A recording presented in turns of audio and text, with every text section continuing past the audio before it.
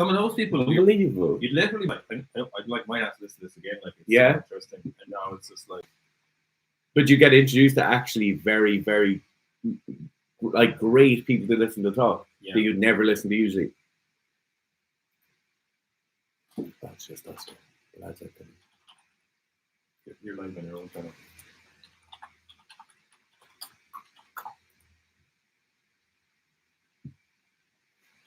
We should always let people know. Yeah.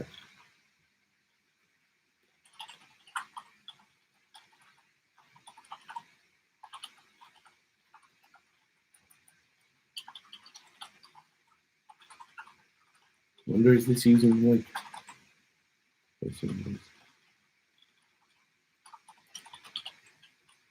Oh, here they are. Here we go. Thought it was just us for a sec. Make sure you press. Did you just press like again as soon as you sign on? Just like press that. Press like button. Well, before we get started, just on the Fitz about Rogan. Fitz hasn't listened to Rogan in basically 2 years since Rogan went on Spotify, and it's nothing to do with not wanting to listen to him on Spotify. I just don't listen to podcasts on Spotify. I use Stitcher, and I've stopped listening to him. I don't know if he's still on Stitcher. Is he? I don't use Stitcher. I just go straight to the Spotify app. But like some of the things you've been talking about recently, you're like, oh my god, you're so dumb. No, he's very dumb. He's also really cranky with guests, which is so strange as well. Yeah, like he just gets really weirdly narky with his guests.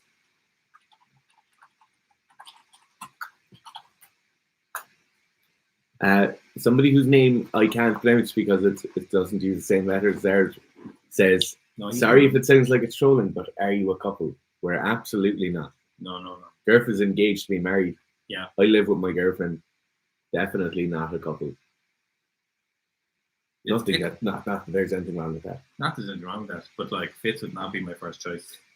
Of all the men, if I was to be a man in a relationship with someone, I would not be in a relationship with her. No, my god. Like, I assume I'm like terrible to be in a relationship. I'd say you are. Yeah. I'd say you are terrible.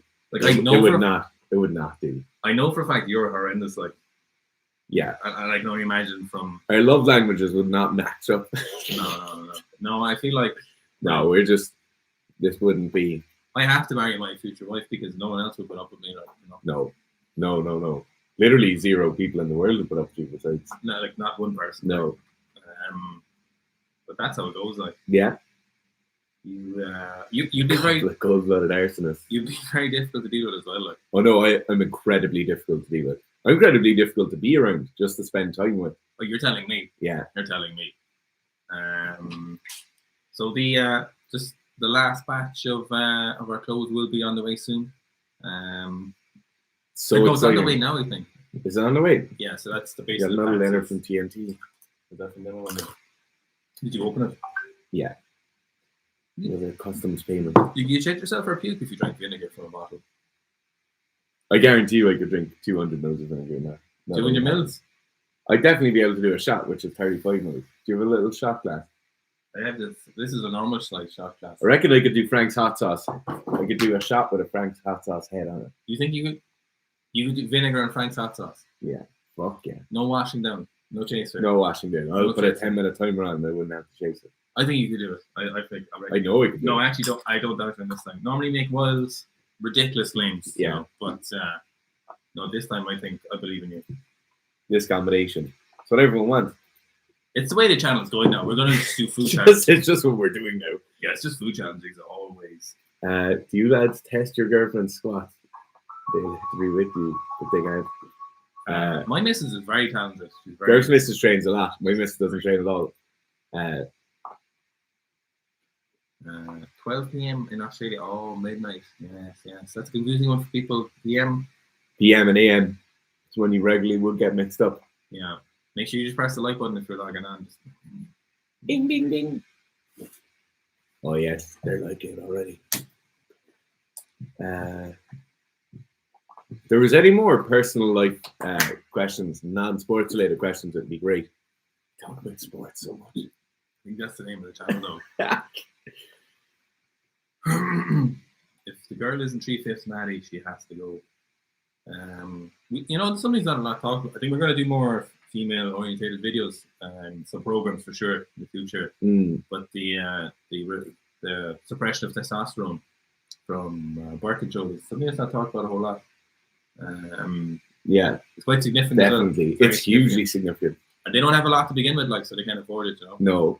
No, and that's something that a load of girls when they start training never really realize. They never really pick up on, and then they're getting stronger. They might be talented, or they might have trained for a while, and then that suddenly rears its head. Definitely something we do need to put out more information on. Kind of embarrassing question, Erica. There's nothing embarrassing here. We'll make funny about it. We're all friends here. Is it normal to experience a lot of discomfort while doing exercises where your joints are in direct contact with the floor? Yeah. Just like pressure on your joints? If your elbows are on the ground, if your knees are on the ground, that is just what would you call it? A grin and bear it thing. It's like doing push-ups on your knuckles the first few times will hurt, and then it won't hurt after a while. Putting a barbell on your back will hurt the first few times, and it won't hurt after a while. It just is one of those things. You're just going to have to kill off those few nerve endings, and then you're good to go. Like, it's, if that's what you want to do, if you want to have a strong core and you want to do planks, then you're going to have to be able to do planks. I always stop people using like an ab mat or anything soft on their elbows, because it's just bad. Like, being a small bit harder is never a bad thing. I don't know what it is about the sliding, but it makes you look really tired on the screen. I've got an interesting goal today. I've got an interesting goal. It's totally different. Go on. It's not even related to fitness. Can you squat over body weight? No. Can you change the tire? Can you, and have you? If you can't change the tire, lads, please log off. On your car. Okay. Have you changed the tire? I'm interested to see how many people could do this. I think a lot of people who couldn't change the tire. Or like, it would take a really long time for them to do that. Also, my alloy is cracked. I didn't have a flat. No way. Yeah, it's you have to get a steely. Or are you going to get the alloy fixed? It's welded already. All right. Yeah, no, you obviously need someone who welds. I was just going to say, he's not welding on million though. No, really not someone. Sean Creed says, I learned to appreciate hot sauce after I became a smoker. Have since mainly stopped. Still love hot sauce. I have no idea. Sean, what's that got to do with So it's a bit of a smoky taste of hot sauce. I like hot sauce. Matty, just let us know how many reps and sets did you get total, or what did you get on day 4, and we'll let you know what you should do. In general, if you get like 85% of the number of reps, then you're good to go beyond maybe 85. But if it's significantly less than that, yeah, if it's less than 75% of the total reps, you need to change your plan. But we'll let us know, and we'll. What do you think of the law differences regarding gear in the north versus the south? I don't actually. I assume Northern Ireland are the same as all the rest of GB, which is it's like decriminalised or whatever they call that. Yeah, that seems to be the way of all drugs, and it's the way everything probably should be going. In the south, it's just like laws down here don't change fast. No. We'll get like these 1 or 2 big things, like they ban smoking indoors. They do like these same-sex marriage. So we're like the first country in the world to do certain things in terms of changing daily, like, or changing like the impactful laws that will make a difference to your life. They don't change them. They don't want to change them. They see no reason to change them. It's not something that would come up, you know. No, like nobody's going to be lobbying for the use of gear in Ireland. Yeah, like that's never lobbying would just immediately out yourself. Yeah, there's then like this huge agenda. There's no hidden agenda. Agenda Kenny, former teacher. No, people for marijuana, for weed, you know. People. Really pushing for. You can get it for medical use, like.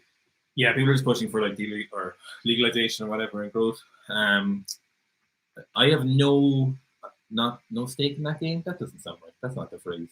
I've no. Yeah, it is. No stake in that. Stake in the game. I've no. Is this my market? I've no. Yes, I've no stake in that stake. That Vampire's Hearts. But in general, I'm a big fan of like not to turn this political or anything, but I'm a big fan of the. It's great just being left to do whatever you want to do. Legalization, yeah, just freedom for your own. As long as it's not something that, you know, for example, would make you attack other people or something. You know, I'm happy for if it's only yourself you're harming and it's at your own discretion. I'm a big fan of that. Like there's so much of you policing your body. You guys into meditation? No, and I gave it an honest try, and maybe I should try it again. But it's just not something I just. The problem with meditation is it's made out to be like it's for everyone and everyone will benefit from it. Certainly not. I see the problem is the people who do meditation, who usually talk about it, are people who are heavily anxious before or had issues, and then they tried meditation and changed their life. So then there's the assumption that this would then work for everyone. But we know, like all interventions don't work like that. So there's no reason meditation would work like that. I think there's a thing you have to realize as well with meditation is like what form of meditation you're doing. So obviously, this is an area of study that I would have spent a lot of time in, like third level, looking into meditation, mindfulness, general anxiety reducing interventions. Meditation works for a certain group of people. Mindfulness and those kind of things definitely don't work for a significant group of people, right? So if you have somebody with a previous generalized anxiety disorder or even an undiagnosed anxiety disorder, and if that was bordering on like an obsessive compulsive disorder, and you then get them to be mindful, you then get them to sit in a room on their own and concentrate on their breathing, you suddenly highly increase the risk of an anxiety attack due to the fact that you're getting them to concentrate on things you don't want them to concentrate on. So it's like everyone will try and push you towards, like, if your sleep is bad, like, oh, if you've tried meditation, it's great. Medication doesn't work for the same, or doesn't work for everyone in the same way, where creatine won't be as effective for everyone. You know, there's responders and non-responders. You just have to kind of realize which group you fall into. Yeah, so like I do, obviously I do like a lot of mindfulness stuff and philosophy and related stuff. I started reading Seneca's dialogues and essays there recently. It's pretty interesting. Just working my way through the Stoic stuff, but I certainly don't think meditation is a prerequisite for a happy life. No, definitely not. Happy wife. Everyone knows the answer for that. Random tasks asked. Do you ask your new athletes if they're on gear? Does it affect approach to programming much? Yes, absolutely. But you only ask if you have a suspicion. Yeah, sorry. Most people you don't ask. No, it's only the people you'd have a suspicion for, or to be honest, most of the time people just bring it up to you and they tell you if they're investing in their coaching that much. I usually get there first. Yeah. So yeah, we definitely ask. It definitely affects how you program for them. If it didn't affect how you're programming for them, if you didn't take that into account, you're definitely not maximizing you're not converting on the risk that person is taking if you're not pushing them harder. Oh, that's a good way of phrasing, actually. That's very interesting. You know, yeah. Mostly what it'll look like is someone will come to you and they'll say their numbers, and you'll be like, and you'll might have seen their social media beforehand, and you'll be like, hey, wait a minute. Yeah, so you're like, oh, look. Or you'll just see their numbers. Like, yeah, and you'll be like, look, do you use pharmaceutical drugs or whatever? And I've yet to have someone lie to me. Obviously, I don't know. Maybe I could be wrong. Someone could be lying to me, but I don't think so. I'm somebody I would think could be lying to me. Oh, well, that's after. Yeah. So in terms of programming, it's usually the biggest difference in terms of programming is how long you push someone for. So it's like, instead of like 4 weeks, it literally could be 24 weeks. But it really could be like this, like minor fluctuations, where someone else, it could be like, literally, this is the biggest difference. This kind of like length of time you're pushing for. Yeah. And the slope of that line as well. Like, yeah, the slope of that line. Is it a 2.5 kilo jump or is it a 10 kilo jump? But like the actual volume per session, like for weightlifters and stuff, doesn't change that much. Even actually for anyone, the amount of volume per session stays pretty similar. Frequency will be certainly higher, but not a crazy amount higher. Exercise selection will be very, very similar. It would be all based on that athletes, like it would be for other athletes. So the main difference is just like how aggressive do you increase the slope of the line over a period of like 6 months, and just how many backups you take. Yeah. I think if you saw somebody, like the way I think about it is, if you saw somebody in a session, you wouldn't tell, or like if you saw a distinct session, just what they were doing in that, you wouldn't really tell. But what you would see is like the volume over the course of a week, the volume over the course of a month, and then how long, as Gareth was saying, how long that line keeps going up for before you have to pull it back or before they crash and burn. That's a great phrase. You're not converting their risk to thinking. Yeah, you kind of owe it to them, push them, you know. Yeah. What is Santa getting you guys? So originally I was supposed to go away with the missus. Normally go away, obviously pre-COVID, we would just go away during Christmas or after Christmas, New Year's, between New Year's. But unfortunately there is a wedding to pay for, so it'll be domestic. You say that as if it's someone else's fault. Like, you're the one who's choosing to get married. I didn't want to get married. No, so we were actually going to go to Brussels this year, I think. But I feel like we might end up going anyway. But actually, might not even the way COVID's going and stuff. So it's probably be a domestic holly bobs with the dags. What's Santa getting you? I'm not sure yet. Okay. I have a terrible affliction, and it's something that my missus actually has accosted me about this week. Is that when I want something, it's very difficult for me to see the difference between wanting something and needing something immediately. So I wanted a new scope, and then I spent $4,500 on a new scope 3 or 4 days later. It's great to treat yourself. And then I wanted some equipment for sharpening knives in a slightly different way from what I currently do. And then I needed to buy that day. I wanted to buy a barricade bag. I needed to buy it the next day. Yeah, you have a compulsive issue with buying stuff. I will say. To which point, it's at the point now where I have all the toys I could ever need. I would say I'm almost mean to myself in that regard. I have many flaws, but one of them is not compulsive spending, I think.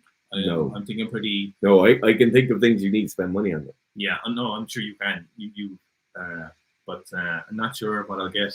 I'm hoping. I'm holding on hope for it because there's not like a European city in winter. Like my only thing. Pretzels.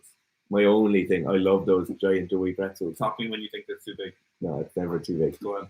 My only rule is I hate getting clothes for Christmas. I got a Stony Creek jacket. Well, that's not clothes. That's hunting equipment. Like, yeah, it was great. But I really don't like getting clothes as a present because it's just realistically I don't care what I wear when I go out. It's a present for the people who go out with me. So if it's my family buy me a jacket or something, it's because I look better when I'm with them and they'll feel better out of it. If it's my missus buys it, so malicious. It is though. Jesus Christ, we should move on. If your girlfriend or boyfriend buys you something, yeah, it's because you look better. They'll feel better about themselves because they have a better, that's not more true. well-dressed People man. want you to be look nice. Like, no, I don't like getting clothes as presents. Oh, that's very negative. Yeah. Matty failed the 8 rep of the first set, but managed to grind out the rest of the 24. You are so good to go. Yeah, if you can get in almost that first set of 8, it's meant to just push you to your limits because most people don't can't push themselves to their limits. So, Matty, just for the preceding weeks, so like there's more like 5x5s and other sets and whatever, just drop if you need to drop the weight, but go in with the intention that you're going to make them. And so many people have. Is that just me? Okay, so many people have gone and been like, oh, I didn't get all the reps, and then end up making like a 25 kilo PR at the end. Like literally hundreds, thousands of people. As many people have made the sets and reps of that and surprised themselves, you know. So just keep pushing on. You should be totally fine. You don't need to reset. You may need to lower some of the preceding rates, but more often than not, even if someone doesn't do great on the week 4, day 2, they don't actually then need to lower the weights for the rest of the weeks. Would you recommend taking pre-workout? I love this question. Asking for a friend. I'm definitely not 40 minutes for exam and just took a scoop. I have no idea. I've never seen any investigation into the cognitive Caffeine's quite good for cognitive benefits if you're a regular caffeine user. Yes. But what it tends to be is like, if you're a 3 cup a day of coffee person and you don't have coffee, you fall below the line. There's a certain tiny advantage, but most of the time with caffeine, you're just bringing yourself back to normal. There are some cognitive things you can take that will definitely help with your performance in an exam. But the fact that you're saying you're 40 minutes before an exam, that comment was put up 10 minutes ago, and you're now 30 minutes for an exam, and you're watching a Secret Strength live stream. That's the right action. I don't think there's anything that can help you. But yeah, there's certain things like nicotine and stuff that are incredibly effective for cognitive performance. Also, there's just 60 people here, and there's only 31 likes. So I'm just wondering why 60. Yeah, sorry, there's 31 of you. 50% of you haven't liked this. Yeah, I'm just wondering why. Is there something wrong with the like? Is there something wrong? Is it something we did? Is it because Gareth got a haircut? You can do a whole video series on how to trick your wife into training her, how to interpret your cardio fast. You don't need your significant other to train. Like at any point in my any point in the year, my missus is in better shape than me, leaner and better shape. So if anything, she's trying to could be trick you into being in better shape. tricking me into being in Yeah. better shape. I think it's a problem here. Okay. You use a little hip thrust sometimes, don't you? Yeah, The one of my athletes at the moment is using hip thrust because he has a bit of an imbalance from side to side. So as he's extending at the top of his clean and snatch, he kind of goes off to one side. So I like single leg hip thrust, single leg glute bridge holds, those kind of things. They're definitely a tool. They're definitely a drastically overused tool. Yes. There's the thing. I kind of want to make a video about this almost, but I don't know if we should stray into this. But having obviously just trained in a commercial gym, a public gym for the last couple of months, it seems to women or female people come into the gym trying to get in better shape seem to get the impression that you have to have a hip circle. All of hip circle. You have to warm up with the hip circle. Yeah. You have to do sumo deadlifts. You have to activate your glutes. You have to do sumo deadlifts and you have to do hip thrusts. Yeah. Like the sumo deadlift one is so strange because you're literally sumo deadlift targets your adductors and your quads, which if you ask most females, what do you not want? It's like, I don't want that. Who's telling them to do? Most girls would want more hamstrings and abs. Who's telling them to do I just don't know. Like the amount of companies that sell pink or purple hip circles or they're bougie too. Whatever you they're like purple with gold embroidery on them. Yeah, like gold stitching. Yeah. Who's telling them to do this? I have no idea. I kind of want to. I like you don't have to warm up with that. Like No. I've had to do it because my key band was going numb. Yeah. But that was the only time I ever had to do that. You know. Nathan says, "I like hook grip. You get more used to it over. Like hook grip, you get more used to it over time." Like hook grip. I'm not sure what that's in relation to. Could be something we're talking about. Solly can change his tire. Solly, I would recommend you. Sully. That's my God. Why is there's no better feeling than pulling over on the side of the road and helping someone with their tire. Yeah. I enjoy doing that. Okay. It's mad though. If you see lads or men doing it, you won't stop and help them. But if No. If it's a woman or an older woman, you'll stop and help them. It's funny, isn't it? That's social conditioning. And it's funny because if a man can't change a tire, like I'm not gonna help him. Maybe they should still be there. Yeah. Just changed me winter tires last weekend. Daniel Villalobos is asking why Canelo's on the live stream. He's out of shape at the moment. You don't look like Canelo. You know, in your cold country, you have to get winter tires. Yeah. I get winter tires. For that. Yeah. That's because for driving on the off-road things. Sure, you might die. Okay. Dominic Linden says, really enjoy your video on doping. I've noticed a lot of change in attitude around doping with regard to stigma on the internet and with former athletes. I would also say, though, that there's more people hiding and denying the fact that they've ever used drugs than ever before.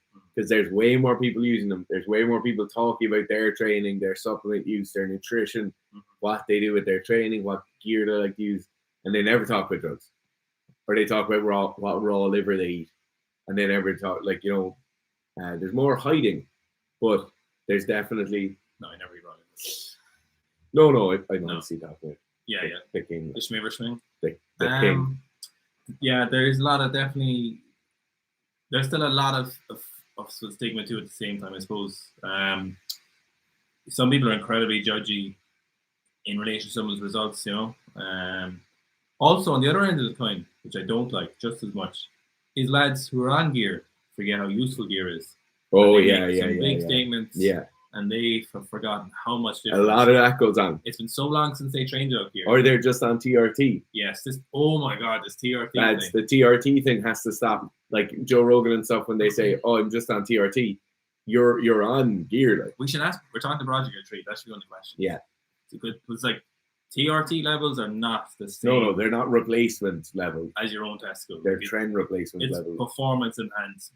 That's a huge thing that's happened. There's people like a load of fitness YouTubers like, I'm on TRT, I'm not on steroids. You're like, no, you're on steroids. Yeah. And it's a million times more effective than your testicles. Yeah. And there's nothing wrong with that. That's grand. Just say it, like you're taking drugs. Just because your doctor gives it to you doesn't make it not steroids. No. And there's nothing wrong with that. No, there's still I'd be surprised if there be a huge stigma change, but in fairness, Bigger, Stronger, Faster started all that. Yeah, I think it really did. Literally the original thing that started the stigma change. It's funny how long it's taken still. Yeah. Dominic has a second part to his question, and then we'll get back to frog fishermen. Do you think this will have an impact around elite level sports, either with a stricter attitude towards doping or legalization in doping in certain circumstances, particularly as doping control seems futile?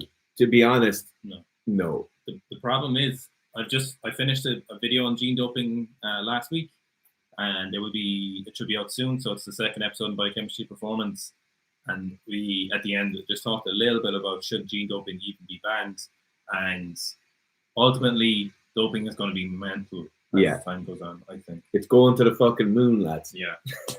Yeah, I do not ever see a scenario where performance enhancing drugs are legalized or whatever, or allowed in competition. But eventually we're going to get to a stage where with gene doping, you'll just decide if you want a child who has 1,000 kilo deadlift. But the problem is, it becomes so part of everyday life that to live having a smartphone is part of living a life now, right? Mm-hmm. Gene doping or genetic manipulation. Gene therapy. But it won't be therapy for diseases, just be improving things, or it'll just be genetic manipulation daily. So part of life.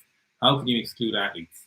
How will you even know if an athlete before he gets to sport will have been initiated in gene doping as a child? He could have been, There's no scenario where you could just ban athletes from gene doping because they might have already got there. What if an athlete had a disease, could fix the gene doping, and this brought them up to level just because they've used gene doping?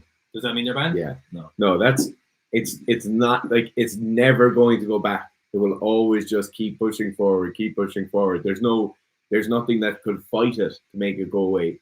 And I think as well with like gene therapies should become and will become, like you're saying, like everyday life, where it's like, okay, I have an issue with my cholesterol.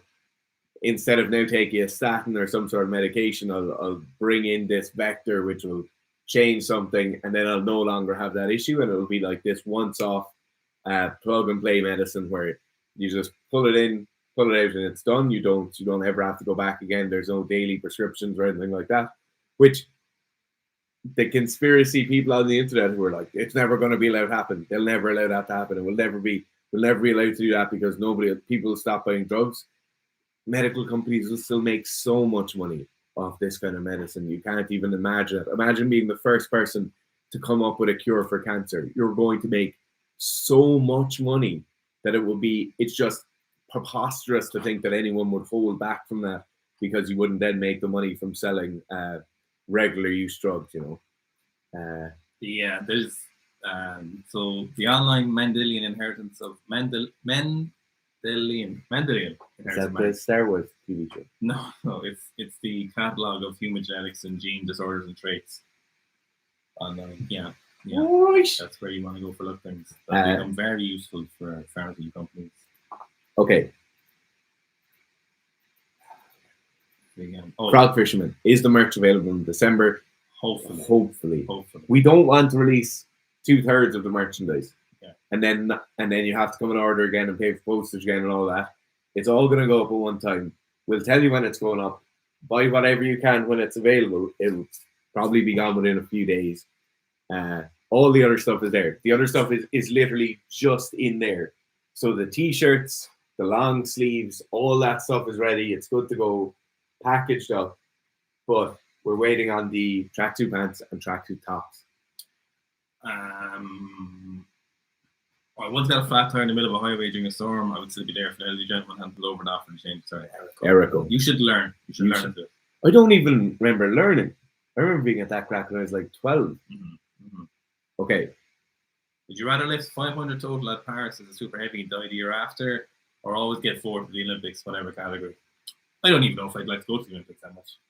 As an athlete, I don't know if I care that much anymore. I wouldn't like to go as a weightlifter. Yeah. To be honest, I wouldn't. Rugby sevens would be pretty cool, I'd say. Rugby sevens would be phenomenal. That would be like... No, I would definitely take 40 Olympics. I don't think I'd like to die to be super heavy for the year after. I don't think that would be worth it. Do you guys believe in saying everything in moderation in relation to recreational drugs, specifically in relation to cannabis? No.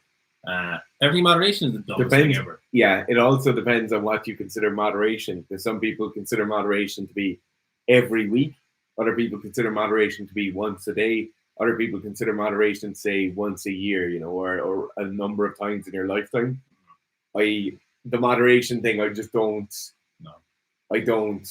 What my favorite thing at the moment to do with sports is longer, lower, and slower, which is Broderick saying he uses it in relation to everything to do with sports. Change your diet, change it longer, lower, slower, dosages of drugs, longer, slower, lower. change in body weight, longer, slower, lower, getting faster, longer, slower, like everything. Just do it slowly. I hate the everything in moderation thing. There's fun things are really cool to do. Why would you want to do it in moderation? In relation to marijuana, to be honest with you, anyone who habitually uses cannabis from just as anecdotal evidence for personal, I know we have some studies, but if you're just talking like personally seen, anyone I see who uses marijuana like routinely has issues from marijuana, or is covering up issues via the use of marijuana. They're medicating themselves with marijuana and not in a positive manner. And so, like you're asking specifically about these, I don't see a scenario where I've been like, oh, that person has all got it together, but they do smoke marijuana to go to sleep. You know, I just haven't seen someone like that. There certainly could be people out there. I can think of one person that I know, but that's in a group of a lot of people who I know. Give me the initials. No, because you'll know. I'll tell you after. Okay. I can only think of one person. That's out of a fairly large group of people who've come across who've used it a lot. I think for athletes, it's definitely not the one. Like, it doesn't seem to be, no. Yeah, I don't think there is a one. If there was a one, it would probably be testosterone. But like, definitely that ain't it. If you're using it, as Gareth said, to go to sleep, if you're using it to increase appetite, if you're using it to relax because you've quite high anxiety levels, if you're using it to bring you down after being super up there in terms of like work-related stress or sports-related stress, all of these things are very, very important life skills to have. They're important things to have in your toolbox. And it's important that you don't rely on a substance to do that, I think, in my opinion. Okay, critically underfunded. Man. There is a username I know about. What's the reason that strongman or super heavyweights are so fat?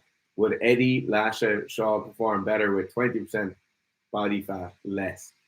You have to look as well at, like, you're saying 20% body fat less, so you're saying they're at 30% body fat. Definitely some of the strongmen are up around there, but like for strongman, there's a mass component. The element of being a bigger person is certainly better for absorbing injuries, for becoming less prone to injuries, for absorbing impacts, like if you're lifting stones or whatever that is. In terms of the super heavies, I think a bit leaner would certainly help them. I think you have to look at the reason they might have quite large guts and stuff probably isn't a fat related thing. It's not sloppiness with their diet. I think a lot of that will be certain protocols they might be using, which would cause them to have a large distended gut. So it's not really a thing. It's not like looking at a 110 kilo weightlifter who's 23% body fat and saying you'd be much better off if you're 98 kilos. You know, it's a completely different sum altogether. When somebody is 140 to 180 to 200 kilos in body weight, things are just very, very different. It's also just not really possible to be 150 kilos and as lean as Mr. Olympia or whatever. So you see, if you look at the extremes bodybuilders go to get to that weight, so you need more muscle mass. Muscle mass is doing the work. It's producing the force. It's doing all the things you needed to do in weightlifting and strongman. So if you look at the extremes, bodybuilders have to go to be 150 kilos that lean. They're in no shape to in any way to do any form of physical endeavor. So it's just not feasible for heavyweights and super heavyweights and strongmen to be similar weights and perform as well and be that lean. There's just no possible way that they could be that lean and still perform. So it's mostly as a function of getting there. It's a lot easier to be 15 to 25%. Or like 20% body fat at 180 kilos than it is to be, 5% at, or like 3% at like 130 kilos or 40 kilos or whatever. They probably have similar levels of muscle mass, but just maintaining that muscle mass and living a reasonable lifestyle is probably a lot easier when you're not that fat, when you're just that percentage body fat. And it's to be honest with you, they don't even have a great style of life like strongman and stuff. No. They don't have a great lifestyle, to be honest. Like, it's very uncomfortable being that weight. It's a reason you see a lot of them, like, Matty Steiner and stuff, like they losing weight after their career is over. Absolutely, yeah. Or if you look at even if you look at big rugby players, none of them are that size. 2 or 3 years post retirement. You know, That's the only drugs anymore. yeah.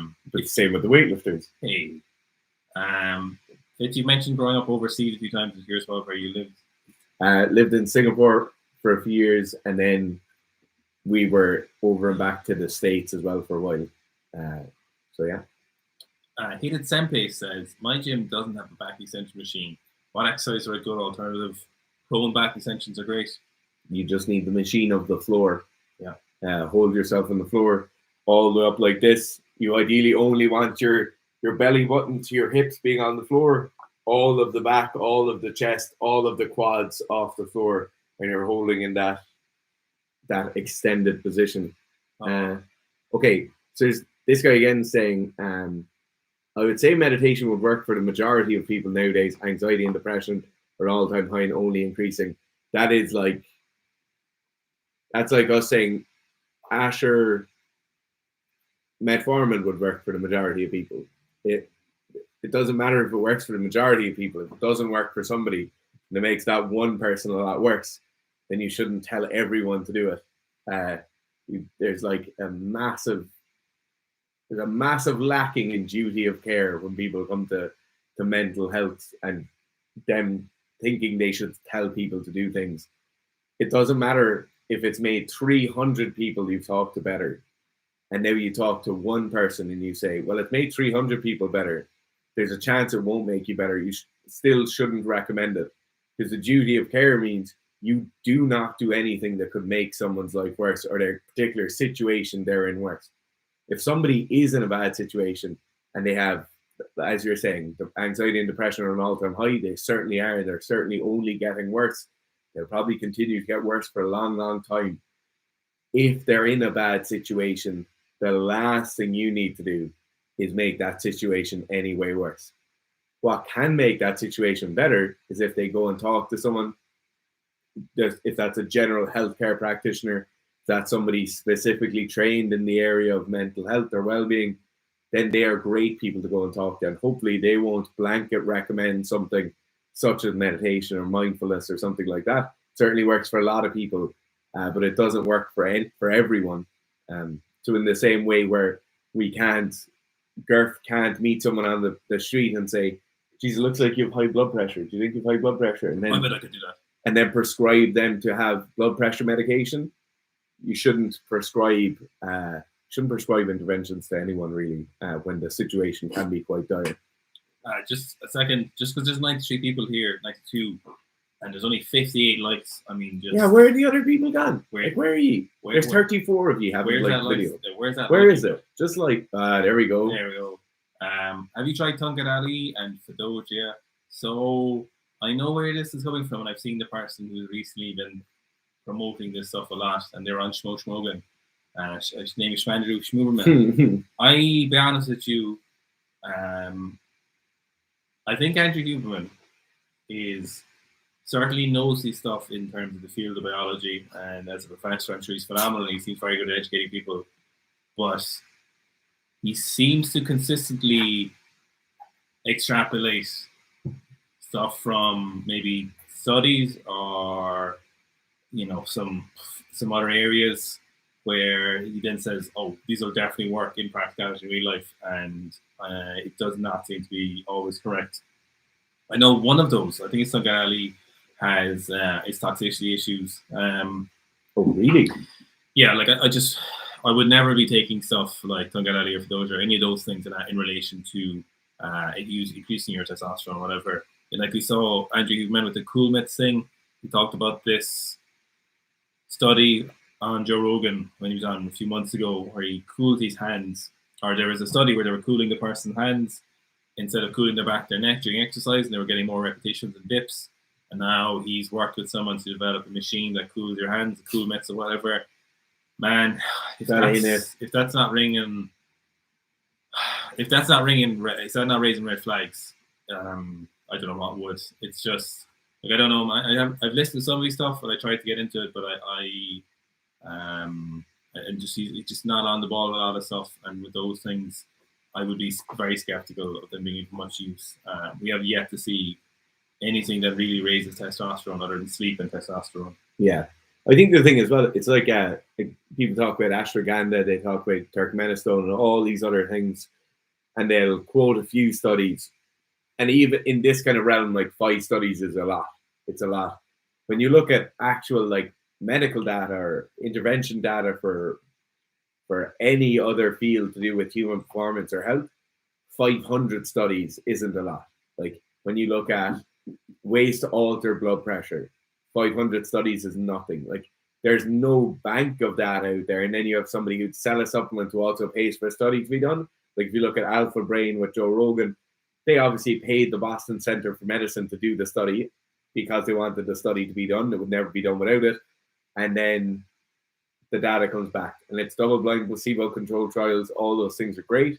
The thing you don't see there is myself and Gerf can come up with a supplement tomorrow, and we'll call it today. We'll call it Sika Ball, and then Sika Ball is a testosterone booster. We send off to 4 different universities, and we gave them €10,000 each, right? So we total spend of €40,000. What we do then is we say, okay, will you run 3 placebo-controlled trials each? Let's test these things. Let's see, does it make you more jacked? Does it help recovery? Does it make you stronger, faster, more powerful? Can you cognitively concentrate better? Can you, whatever, play chess better when you're using it, right? We then get back 12 to 15 studies. They're all randomized placebo-controlled trials. For €40,000, you're probably going to find one of those studies has some very good results. And then you publish that one study. And the other 14 studies or the other 11 studies, nothing happens with them. They don't get published because you own the study, you own the data that comes from the study. And this is the exact same in pharmaceutical medicine. It's the same in every other field. If Pfizer are coming up with something, they run 80, 180, 800 placebo-controlled trials. They only have to publish what they want to publish. So in the case of like that Tongat Ali, and I'm not even going to pronounce the other word, it's very, very easy to get studies to show what you want it to show. When you get stuff like this and it's around for 40, 80, 100 years, and all of the studies show something, like the exogenous use of testosterone, all of the studies are trending in a certain direction towards making you stronger and faster, then you'll probably say, I'd say testosterone is probably going to be pretty effective for sports. Yeah, that's my little rant on that. Where do you buy your ZMA? There's a place called HP Nutrition, and they're on the border between Cork and Kerry. That's where I just get all my supplements at the moment because they deliver things really fast and they have the supplements I want to buy. I've been using a brand called Olimp, O-L-I-M-P. I think they're a Polish brand. And they were literally like the most expensive one on the website. It's a poor man's way. It's a very ineffective shotgun approach. But in general, if you're buying supplements, especially minerals or vitamins and like that, usually you should just buy the more expensive one if you can afford it, because it's more likely to be better quality based on where it's coming from. Like, don't buy stuff from Amazon. Don't buy the cheapest one possible. There's obviously, it could just as easily be faked or shitty quality, but it's less likely to be shitty quality if it costs a little bit more. So that one is like €25 for like a 30-day supply or something. Kirk, do you claw the ground with your toes and squatting? I have at some points thought about digging my big toe in. Sometimes it can be useful for some people, especially if they have flat feet or pronated ankles. Yeah, or even valgus knee rotation at some points. If you get someone to actually grip the ground, a lot of the time they just kind of roll in lazily. I certainly don't think about it. So you're saying this guy again, or at least meditation did help me? Absolutely. It helps loads of people. Yeah. Okay, Patrick Briggs. What's your view on weight training as a method to correct duck feet, poor posture, pelvic tilt, etc.? Still unsure if just YouTube pseudoscience or some validity. I think strength training and well-prescribed strength training is one of the best ways to make postural changes, issues with these kind of learned motor patterns that people have, whether that be like poor upper back during a deadlift or poor upper back while lifting. I think strength training is great because it really brings about an adaptation that you want. You can control the adaptation you're trying to get. You can make it very, very specific to the area you're trying to work on. I really like strength training for that. And obviously there's a net gain overall that you become stronger, you become more coordinated. So Patrick, I really like it. Who's this guy? So someone was saying, look at Tom Havilland. He's 150 kilos. No way. And he was, what's he deadlifting here? 150 kilos. 400 kilo deadlift. What the fuck? He is a giant, obviously. Yeah, he's just an enormous man. Oh my god. Um, Wait, he said something there about achieving about 30 days of what? Click on the deadlift again? within 30 days, Okay. 400 kilo body weight, 400 pounds to 180 kilos. This man is on. I'll go all of you, I'd say. A lot of the gear. Fuck me. So My god. You want to keep talking? Look at the shape he's in. Nice, crazy shape. What the fuck? This guy, how'd you spell his name? Tom Havilland. What in the fuck? Oh my god, he's a monster. Wait, is he in Australia or America? He looks American. Yeah, he does look American, doesn't he? He's in great shape. Fucking hell. Okay. Scott Kerr asks, what numbers does someone have to do for you to have a suspicion? Some people would squat a certain number and I'm like, oh, they're obviously started taking gear. And then another person could do that exact same number. I'm like, yeah, they're probably natural. The numbers for me don't really make, like, I don't think, and it'd be interesting on this live stream because we've asked a good few people here. I don't think anyone's ever clean and jerked 200 kilos. Or sorry, I don't think there's anyone right now in the world clean and jerking 200 kilos is natural. I don't think that person is there. Yeah, it was interesting you said that. And we've asked Zach, we've asked Seb, we've asked Broderick. Gerf doesn't know. Like, but you could be sure, like, you'd be like, oh, that you're 100% sure they're not on drugs. And if ye think of somebody, put it in the comments. That's not a super. Obviously, that's not a super. Yeah, not a super heavyweight. You know, when you hear that question, you'd be like, of course there is, and that's immediately what I said to Fitz. I was like, of course there's people. But then I was like, who's clean jerk 200 kilos? But it's not a super heavyweight. We asked Broderick, and he was like, I don't think anyone is. I don't think anyone can. Because anyone who's strong enough to do it just takes drugs.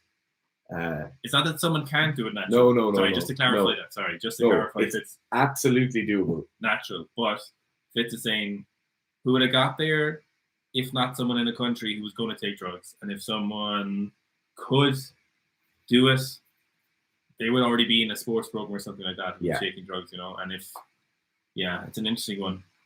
Is that the main people clean jerking 200 kilo full stop? Yeah. In terms of numbers, you're asking like if we're talking to a client and what makes us suspicious.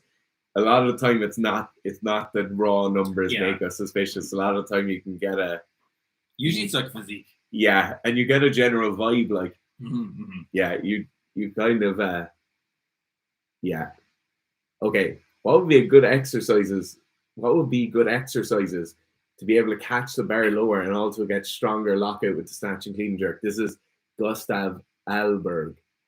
First thing about catching the bar lower is it's almost certainly to do with just time lifting. The amount of time you're snatching and cleaning for allows you to catch the bar lower in the snatch and the clean. A lot of people will do like drop snatches, snatch balances and stuff like that. It's just experience to gain that subconscious confidence to drop under the bar and catch the bar lower. Stronger lockout in the jerk and in the snatch, strict press.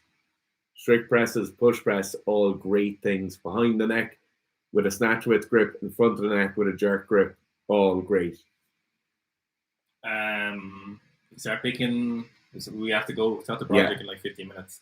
Before we go, can everyone just press like? Just press like. Get us to 100 because there's enough people to get to 100. It is just good for the video after. YouTube likes to know, especially if we're streaming. If you like it more now, YouTube might. Oh, people like my stream. Okay. Do you guys think a triple at 180 on the squat equals 200? No. Maybe. No. Oh, maybe. So some people are really good at singles and very bad at volume. Right? Yeah. But it'd be the farthest you could go. Yeah, your two standard deviations from the mean. Oh, we got 200. Thanks, lads. Oh, thanks very much. No, I 180 by 3 is the farthest possible triple you can get from 200. I think for high bar for sure, and like from natural lifters that you could get before it wouldn't be 200. Like 180 would be like, oh, maybe. But I'd prefer to see like 190 for triple realistically for most people's first 200, if I'm being honest. Someone says Bodhi. Okay. Any recommendations for how to add bodybuilding focused exercise to the weightlifting program? In general, just pick a time frame, certain times a week. So say I have 15 minutes and I'm going to do either these certain movements that I want to focus on, or I'm going to do these certain body parts that I'm going to focus on. And then I'm going to do 15 minutes and record that volume. And then the second session, you're going to do different stuff or whatever it is you want to focus on.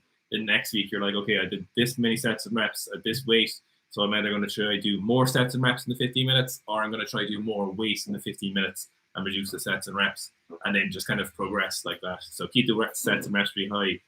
And that's been a very efficient way. It's something I did for years. And it's just a good way of getting people weightlifting. Like, you could accidentally end up doing 2 hours of bodybuilding because it doesn't feel as tiring as weightlifting, and it will fuck you up. So time frame, sets and reps, amount of weight, and then keep the time frame the same and try to change the sets and reps. Another quick fire question, Evan Lee. Can you explain the main differences between training male and female weightlifters at the highest level? In general, the 30-second quick answer is females do much higher volume. Females do much higher volume at higher intensities, and generally their training frequency can be higher. Let's just...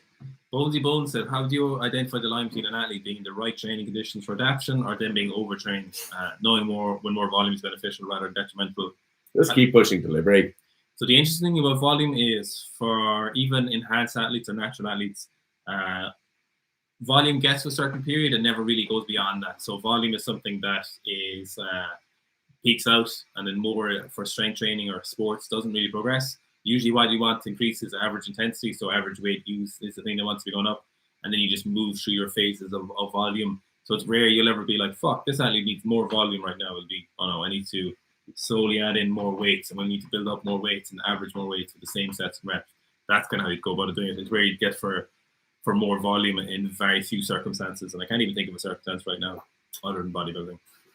Last question I'm going to answer is a very interesting one. That's from Dylan Fulbright. And to be honest, Dylan, I'm going to answer this without knowing anything about it. But I'm going to answer it having not heard of this before, right? But what the general paradigm is, heard, for example, law enforcement officers having conditions like bipolar disorder and using it to their advantage for work performance. Next, and there's another question.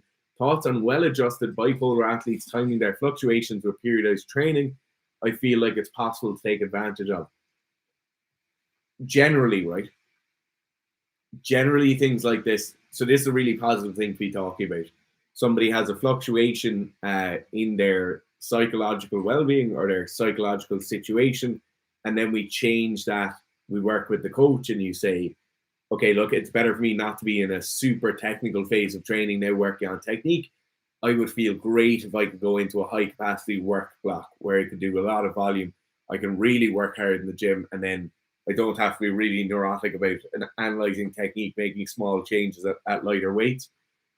The greatest thing about this that I could see would be that kind of closeness between athlete, coach, and then doctor or psychologist, whatever you call it in your country. That is an unbelievable good link, right? And I think something like this could certainly work, just depending on the frequency of those fluctuations and how long those fluctuations last. And then obviously the scope or like the wavelength of those fluctuations, right? If it goes from absolute 0 to 100%, or is it going from 60% to 80% and that kind of fluctuation here? I certainly think for somebody with a condition like that, it would be incredibly advantageous to have that kind of multidisciplinary team where weightlifting coach and doctor have an understanding of each other, and then doctor and psychologist or psychiatrist have an understanding of each other, and everybody is working together. You're all kind of pulling in the same direction.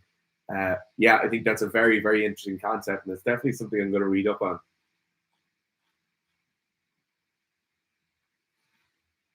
What are you talking about there? Anything that will work for him now? He's on TRT 2. Rogan. Oh, yes, okay. Rogan is very good quiet. He's do a rugby program. You do a rugby program? Yeah. So, do you know what the thing is? All the rugby players who train with us at the moment do the off-season athlete program. They run it in season as a 2-day-a-weeker. So they buy a 4-week program that lasts them for 8 weeks. And they, like, there's probably 30 people I can think of running that right now. And it works very well for them. Like, it does what they want.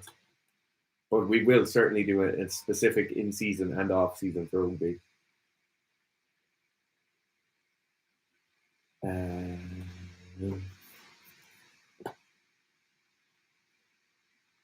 Someone's asking how the wrist injury is going. It's great because I'm not snatching, but the lump is still there. Just waiting for the operation. Right. Any other questions? No, I think we're... Thanks for the questions, guys. Yeah. Thanks for streaming in and tuning in and stuff. And thanks for liking it. Like, that kind of stuff helps us out a lot. Just to drive it a bit harder. That'd be great. Find somebody's friend who's sitting, or find your friend, somebody who's sitting next to you, take their phone and subscribe to our YouTube channel. That'd be great. Thanks.